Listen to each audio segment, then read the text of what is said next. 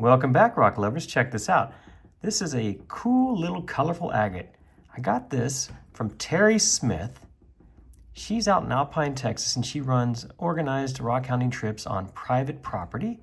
I went out there a few weeks ago and had a blast with her. And before I left town, I bought a couple of buckets of rocks from her.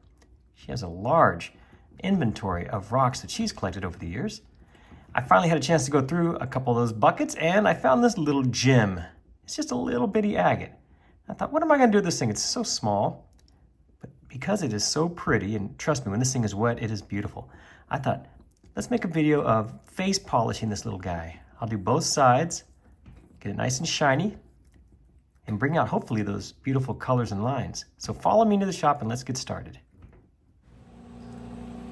And just as I do with a cabochon, I start on the 80 grit wheel, get it all smooth on both sides.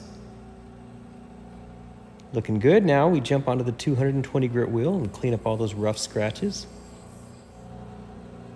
So you can see the pattern coming through now.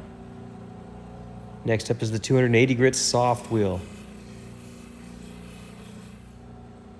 Here you can see how smooth it's gotten, no faceting, looking good. Next up is the 600 grit. This normally is where the polish begins. There you go. Getting a good reflection after 600 grit, that's a good sign. Now we jump on the 1200 grit. Now what will this do for our shine? Wow, look at that after 1200. Remember, I always show these dry. That's a good looking reflection. The last wheel, of course, is the 3000 grit.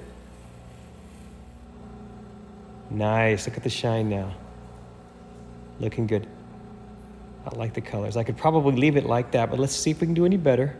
Let's jump on the cerium belt on the wet belt sander. Spend a few moments here. And now our final polish. Okay, nice mirror reflection there, looking good. Very nice. Let's take this inside now and take a closer look. Our little West Texas agate is finished with the face polish. Check it out. What do you think? Oh, I like the way it turned out. I especially like that light bluish gray banding in there. Isn't that beautiful? This just took a few minutes to do. That's what's great about these small agates. It doesn't take any time at all to get a polish on them. And like I said before, I bought a couple of buckets full of these agates from Terry Smith. She runs the rock hounding adventures out there in the Alpine area on private property. I was out there a couple of weeks ago with her doing some rock hounding. I had a blast. And before I left town, I decided to buy 2 of her buckets of miscellaneous agates that she's found over the years. So the other day I finally went through those rocks and I was very happy with what I found. And when I saw this little guy, I thought, oh, I've got to turn that into a quick face polishing video. Well, there you go. I hope you enjoyed it. Thank you so much for watching. Please remember to check my other videos for more like this. Thanks again.